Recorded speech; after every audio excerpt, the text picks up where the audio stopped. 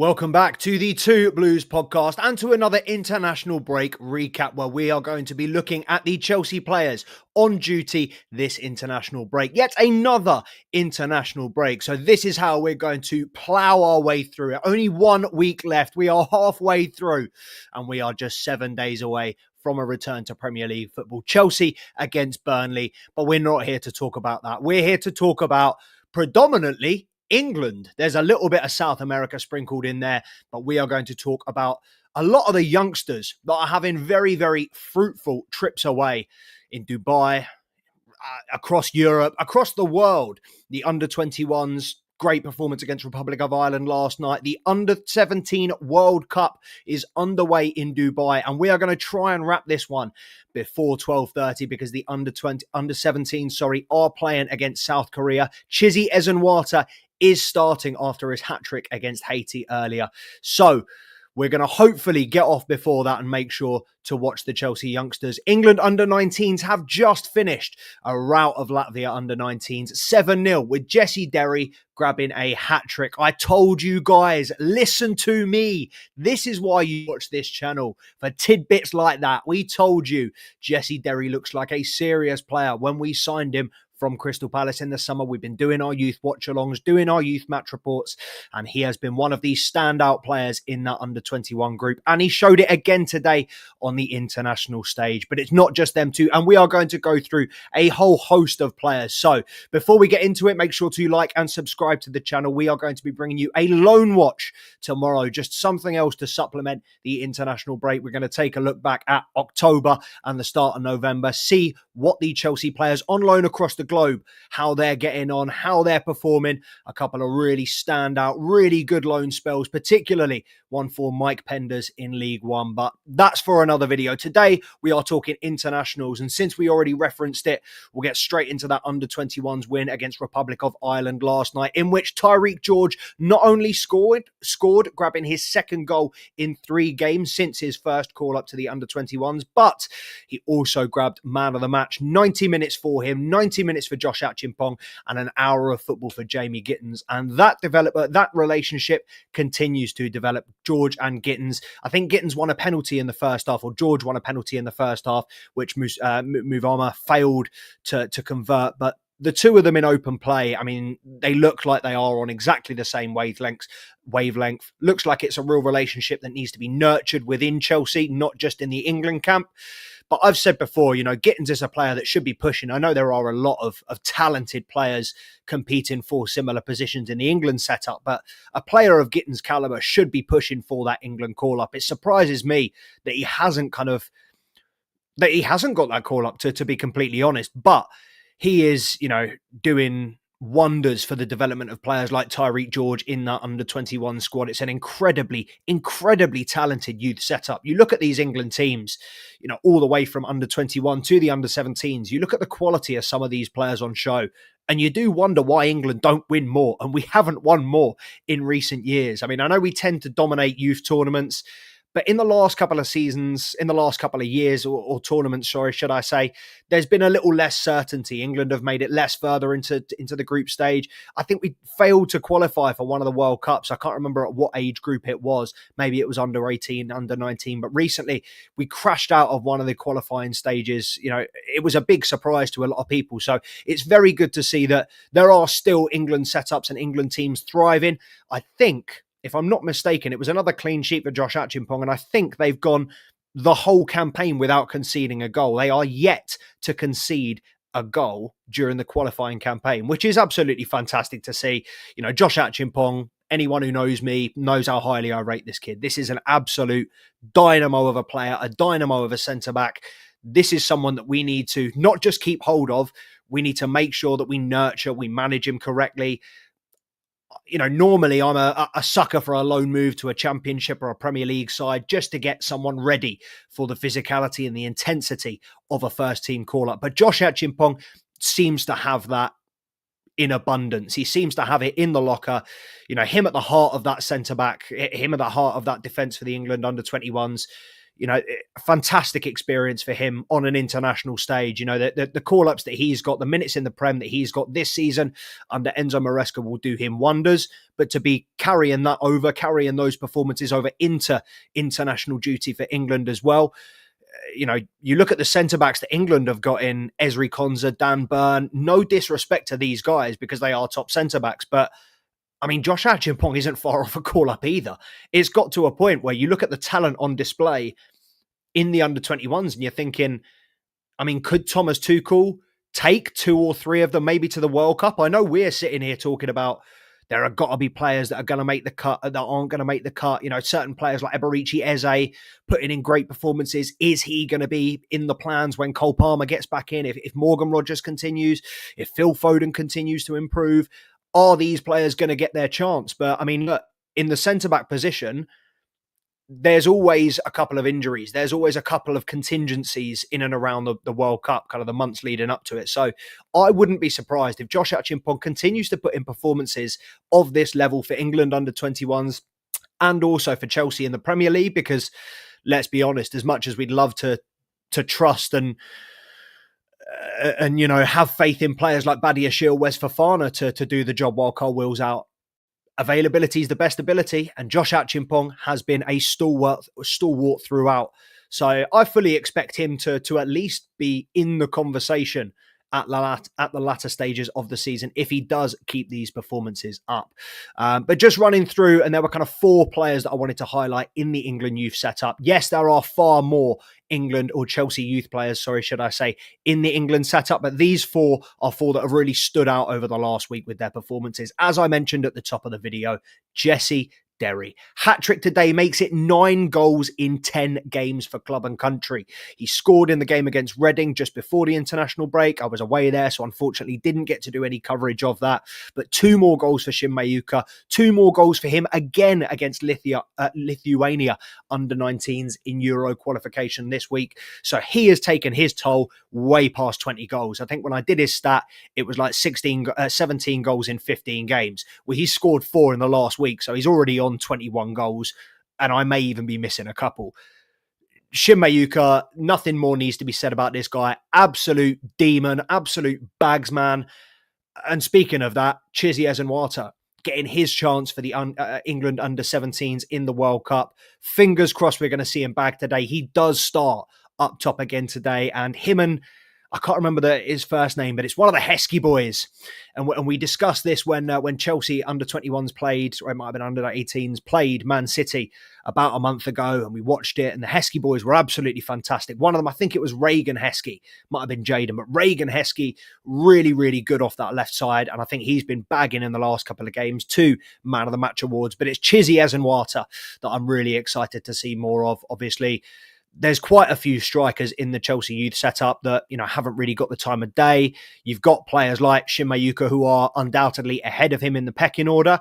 But then you've also got players like David Washington who, we've bought in, isn't really living up to the expectation. And that opportunity for Chizzy Ezenwata to jump above him is very much there. I know we've got players on loan as well, Ronnie Stutter, Jimmy J. Morgan, and we'll cover him tomorrow because he's had a great couple of weeks or another great month with Peterborough, bagging some more goals. But Chizzy Ezenwata is a real hustler, real poacher. He's not just a poacher, but he's a finisher, a classic number 9. He puts in a lot of work on and off the ball. That's one of the things that I love most about Shin Mayuka. But Chizzy Ezenwata, another great example of a top striker coming out of the Chelsea Academy. And the 4th player who grabbed a hat-trick for the under-17s, coming from 2-0 down to win 5-2 against the US, Matisse Aboué. Matisse Aboué is another one of the under-18s that I'm going to be talking about very soon on Instagram. Another one of the players that is going to get a graphic. There are at least 10 more players I need to talk about. And every time I decide who's next, somebody else does something that pushes them to the top of the agenda. But this is what I love about following the Chelsea youth setup, the Chelsea Academy. There are so many talented, exciting young players that you're never going to get bored. You're never going to get hung up and say, oh, we're in a bit of a rut at the moment, because there is always someone, whether it's for club, for country, there is always someone doing something notable. And Matisse Aboué, fingers crossed he can continue in this vein for the rest of the international break and then bring that form back home to Cobham and Kingsmeadow, because the England young boys, the Chelsea England young boys, have done themselves very, very proud in this first half of this latest international break. Moving on to England under-20s, Harrison Murray-Campbell and Atto Amper both featured in the 1-1 draw against Japan. Harrison Murray-Campbell, 90 minutes. He's another player who will be getting a graphic from me very soon. Very, very good centre-back. Much like Josh Achimpong, commanding, plays 5 years above his age range. I think is, incredibly cool, calm, collected, great with the ball at his feet. He's played a couple of long passes this season, defence splitting balls, which just shows me that he's got another element to his game that I really, really like. He's not just able to find passes into midfield, split the lines that way. He's able to find those fast wingers. I've mentioned that Atto Amper, rapid. He's got the likes of Jesse Derry, Ryan Gavuma McQueen, who my last post was about. If you haven't seen that, go and check out Two Blues podcast. Jump on that, while all the Chelsea youngsters are also showing it some love. But yeah, the future is very bright for all of the players in the England under-20 or England under whatever setup. We have an exceptional amount of talented players, and I fully expect a lot of them to be active in the next week as well. Now, moving away from England, Mark Yu. We love a bit of Mark Yu. Mark Yu subbed on just before the hour mark against San Marino for Spain under-21s. I don't know how many goals he's scored, because I think this was a fairly one of his first few appearances for Spain. I don't want to say it was his first goal, but he grabbed Spain's 5th goal in the 7-0 win. Well taken finish from the edge of the penalty area, and I'm glad to see that he's getting a call up. Glad to see that he's getting minutes, because, let's not beat around the bush. When we, and I say we, people of my generation, when we grew up watching Spain, they were the unbeatables. They were the team that you just looked at that back four, that midfield, that front three, of that striker partnership of David Villa and Fernando Torres. There was no beating that. They were the team that you looked every single position. They had 6 players ready to do a job. And you look at this Spain team now, and yes, they've got, the best left back in the world, and arguably one of the best right wingers in the world, one of the best young talents in the world in Lamine Yamal.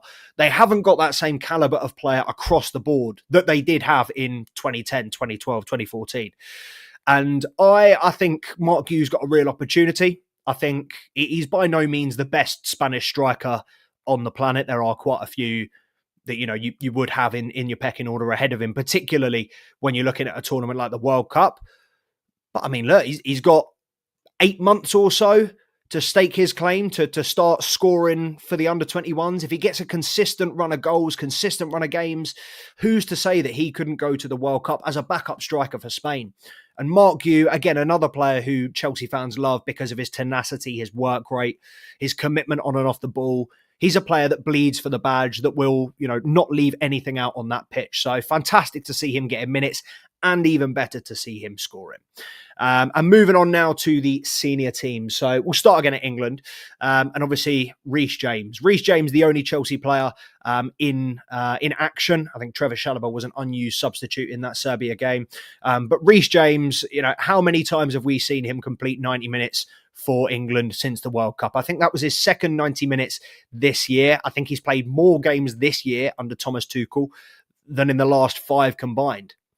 Reece James, it just didn't surprise me. It blew my mind to find out that this guy had 21 international caps, obviously 22 now, but you've got players like Ezri Konsa on 16, now 17, just 5 caps behind a player of Reece James's calibre.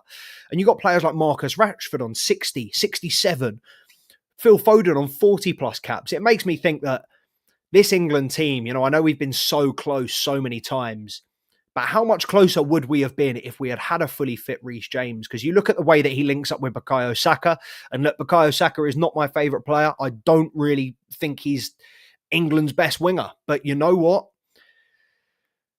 I'm really not mad at that right-sided partnership. Reece James, in midfield, at right back, drifted into midfield. The link up with Bukayo Saka out wide. I think that also takes a little bit of the pressure off Reece James to do those bombarding runs, which is something that Enzo Maresca has really emphasised this season in trying to manage his workload, trying not to send him up, down, because that's when the muscle injury, that's when the fitness injuries happen. So having Reece James back in this England setup and having him with a player that is as industrious as Bukayo Saka, whatever you think of Bukayo Saka, I don't think you can question his work rate. I think he's a very diligent player and obviously has played at fullback, so he understands the defensive responsibilities that come with any wide position. And Reece James, obviously, the ability to put the ball into the box, second to none. Dead ball, passing. I think there was a one little no-look pass. In the grand scheme of things, it wasn't particularly impressive. I think the England performance as a whole was fairly poor, but it was well managed. England have made it 7 wins from 7, 20 goals scored, none conceded. It's another clean sheet, another 90 minutes on the board for Reece James. I think I need to do a separate video on the impact of this guy. I think he's made such a difference. I mean, not just for England, but also for Chelsea. I think, obviously, this is an international-focused episode, but I'd be remiss if I didn't say how important, how impactful Reece James has been this season for club and country. And I think any Chelsea fan will agree. I don't think any Chelsea fan could disagree that this is the best right-back in the country. And for all the conversations around, is Rodgers going to, is Eze, who's he going to take in it? Reece James, if he's fit, will be England's starting right back every single game in that World Cup, unless there's a dead ringer in the in the last game of the group stage. Trent might get a run out, Livramento might get a run out, but Reece James, every day of the week and twice on a Sunday, the best right back in the England setup. So fantastic to see him back playing consistently and putting in performances for club and country. And another player also at right back that, didn't get as many minutes. I think he only came on for the last few as a sub, but another player who has qualified for the World Cup, Malo Gusto. Obviously, I think they won 4-0 against Ukraine. It was a bit of a washout, but Malo Gusto getting minutes in this France team is something that really, really puts a smile on my face. I think Malo Gusto, his first season for Chelsea, I was over the moon. I thought there was not a better backup right back. You look at the quality across the board for Chelsea, and fullbacks was a position where, left back is still kind of up in the air. Right back was one of those where we had Reece James, but we knew we needed someone who could deputise as and when, and wasn't really going to ask too many questions. And Malo Gusto did that job superbly. Last season wasn't as great under Enzo Maresca as he was under Pochettino. I think this season he's been better. He's getting back to that level that we saw first season at Chelsea. And it's great to see that he's getting minutes at France as well. When I think a player of his age, his quality, his ability, I think he will definitely be a big part in France's World Cup campaign. The only thing is, obviously, if Reece James continues to play at this level, there's no way that Malo Gusto can supersede him. There's no way that Malo Gusto can leapfrog him and be the starting right back. So that is going to be the thing that obviously the France manager looks at. But I don't think there's any way that he doesn't go to the World Cup, particularly in the form and, if he's still fit, in the form that he's in right now. Yeah, no way he doesn't go. But clean sheets seem to be the theme. I might have to change the title. Clean sheets are the theme of this international break. And it was the same story in South America as Moises Caicedo. Do I even need to say, performed again to help Ecuador keep a clean sheet against Canada. And also, Kendry Paez getting more minutes for Ecuador. Fantastic to see. He's been playing kind of predominantly off the bench for Rosinia's Strasbourg this season. We've been following that, and we will look at him a little bit more closely on the club side tomorrow in our Loan Watch episode. But yeah, fantastic to see him. I really, really hope that he goes to the World Cup, that we see him and Moises Caicedo performing on the big stage in front of God knows how many Americans. And yeah, we can finally put these conversations to rest, because Ecuador is not getting too much watch time in the international breaks, and I think that's another reason why conversations like Caicedo gets a little bit more of gets a little bit more of the bias or the edge, because he's English and people love to back English players, which I'm not complaining about, but they don't see Caicedo during international breaks. Nobody. well, I don't want to say nobody. I don't want to disrespect it, but nobody. I'm barely watching the England qualifiers, let alone the CONCACAF qualifiers at 3 a.m. on a Tuesday. Ecuador versus Chile. We just have to have in good faith that Moises Caicedo is performing. And let's be honest, as Chelsea fans, we know he's not going to let us down.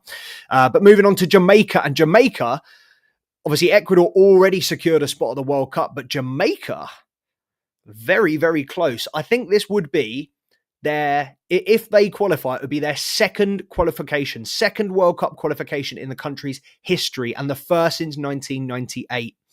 And they do have a strong goal difference. So even if they fail to beat Curacao, they still have a good chance of making the Intercontinental playoffs as one of the best second place sides. However, at second in Group B, they've got one more game. Curacao, 1 a.m. Wednesday, 19th of November. And you know what? That might be one of the games that I stay up for, because Dujuan Richards, although he featured just as a substitute against Trinidad and Tobago in the penultimate match, Dujuan Richards is a big, big player in Jamaica. I think even at 18, 19, whatever he is, I mean, Chelsea fans who follow the academy know that this is a talented kid, know that this is a player who is physically 10 years above what he should be. He is a brick shithouse, for lack of better phrase. But he is also an incredible talent. And I think, again, if Jamaica make it to the World Cup and Dujuan Richards helps them get there, he will undoubtedly be part of the team playing in the World Cup. And I would be surprised if, given the way he's developing, given his trajectory, I'd be surprised if come the end of the season, he isn't, a top pick for Steve McLaren to be starting in that Jamaica side. And I really, really do think that's the thing that I'm most excited about is in the World Cup 2026 is, yes, England have a good chance, and England have a really, really good team and a really, really good manager. And I genuinely think, I haven't gone into a tournament feeling like England would be not necessarily favourites, but, winners. I haven't been confident in the last two, the Euros, the World Cup, even when it was, sweeping the country, World Cup fever. I just didn't think England under Gareth Southgate had what it took. But in Thomas Tuchel, any Chelsea fan will tell you he's got what it takes. He is a winner. This is a guy that is not afraid to say what he means. This is a guy that is not afraid to make difficult decisions, to cut players out of the team, to do what is best for the squad. May not look at short term, but this is a guy who knows what it takes to win. And I genuinely think with the talent that we have at our disposal, and now the winning DNA of our manager, I think that England could do very well. But that's not the thing that I'm most excited for in this World Cup. The thing that I'm most excited for in this World Cup is to see players like Kendry Paez, Moises Caicedo, Dujuan Richards, Esteval Willian ball out on the big stage. Of course, the England boys as well. Of course, I want to see Reece James. Of course, I want to see as many England players, as many Chelsea players get called up. But these youngsters, this is going to be their first taste of World Cup football. And on the big stage, in front of millions of people, yeah, I'm extremely excited. I only hope that as many of these players qualify as possible so that we do get an incredibly entertaining World Cup. Because let's be honest, there are a few teams, from a neutral perspective, there are a few teams more entertaining to watch than Chelsea. Whether it's beating Tottenham 4-0 or whether it's dropping a calamitous defensive performance against Sunderland, look, we can do it all. And the neutral fan knows that. So fingers crossed, a lot of these youngsters get their game time, get their minutes, and fingers crossed they get their call-ups as well. Just very quickly before we wrap it up, as we have been talking about the academy, and before we jump onto the England under-17s, Chelsea under-18s have had their FA Cup or FA Youth Cup, first round or third round draw confirmed. It's an away trip to Brentford. I think it's going to happen before mid-December. So if we can go, we'll go. Either way, you'll get some sort of coverage on this channel, and there will be plenty of academy coverage between now and then. There will also, as I mentioned, be a Loan Watch episode, hopefully dropping tomorrow, maybe Monday, but I will be recording it tomorrow, focusing on all the Chelsea youngsters across the globe, on loan across the globe at the moment.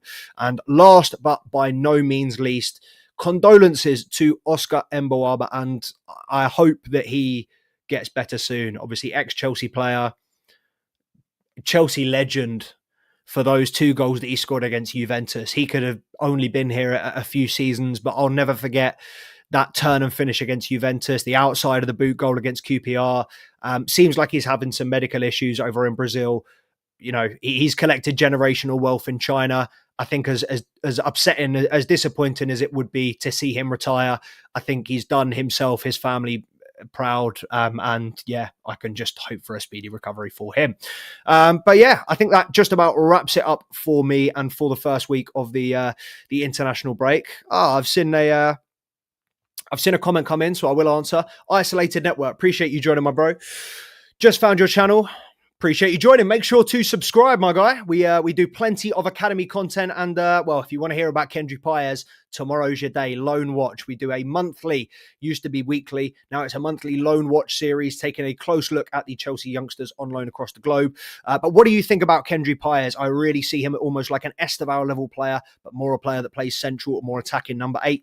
Exactly that. I mean, you've taken the words out of my mouth in terms of that level of quality, but he plays in the middle. I mean, he's been playing out wide predominantly for Strasbourg this season, but I think that's just because of availability of players. But yeah, his best position is definitely in the middle, as I'd say a number 10. My only problem is at the moment, you look at the Chelsea squad and we've got 3 or 4 players that can do that role. But at the same time, Kendry Paez is 2-3 years off kind of being fully integrated into this squad as a starter. I'd be surprised if he wasn't bought into the team next year. But I also wouldn't be surprised if he gets another loan move, because he is, you know, we all said Estevao won't be physically ready for the league. You know, it's going to take a while for him to get adapted to the intensity. I think it's going to take Kendry Paez longer. I think the Brazilian league is far more physical than a lot of people, and intense than a lot of people give it credit for. But also Estevao Willian, I don't think, I mean, it surprised a few people, but it hasn't really surprised me how quickly he's settled. I think when you've got a player of that quality, and when he's playing kind of in a position that's a little bit more isolated, you know, out wide, he's got a little bit more freedom, a little bit more space. Whereas Kendry Paez being kind of in that congested role in the middle, in and around the box, I think you can expect a lot more physicality, a lot more intensity. The game's a lot quicker. And I do think he will need a little bit more time to adjust, not just from the style of play, but also his physicality. I don't know whether he's 5'2" or 4, but whatever it is, it's minute. The guy is a midget. So yeah, I think the quality's all there. The potential is all there. He's a player that I have been very excited to see in a Chelsea shirt for the last 2 years.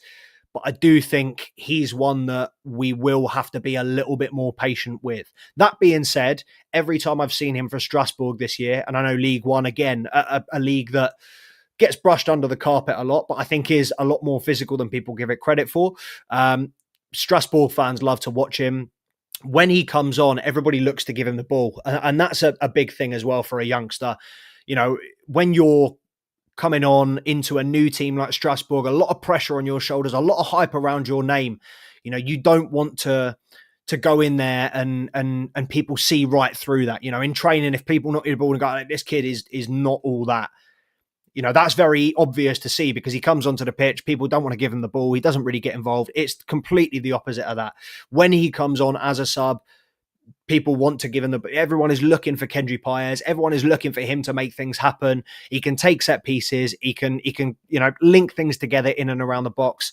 Yeah, I think your analysis is great. I wouldn't say he's on an Estevao level just yet. Maybe that's just because having seen Estevao in the flesh and, you know, what he's done for Chelsea this season, I genuinely think this kid is potentially Lamine Yamal level. And I want to see a little bit more of Kendry Paez before I start to put that moniker on him. You know, Estevao, I have no problem heaping that pressure on because he's shown us that he can do it. So, yeah, I think Kendry Paez, another top talent. Is he better than Mardi Nicoll-Yazuli? Is he better than Ibrahim Rabaj? Is he better than a lot of those Chelsea players coming through the academy? I don't know, but it's going to be an absolute beautiful sight to see him integrated into the Chelsea team, and fingers crossed play alongside some of these other attacking youngsters. But yeah, appreciate everybody that's joined so far. We've just ticked over where I wanted to, but pretty much perfect timing. We're going to move over now. England under-17s are underway against South Korea in the under-17 World Cup in Doha, in Dubai. Is it Doha? Is it Dubai? It's one of the two. I can't fucking remember. They are underway right now. Chizzy Asamwata, fingers crossed, has already bagged. We're going to go over there. Guys, appreciate everyone that's joined. Make sure to like, comment, subscribe to the channel if you're not already. As I said, Loan Watch coming very soon. More great content for you next week. And of course, until then, as always, up the Chelsea.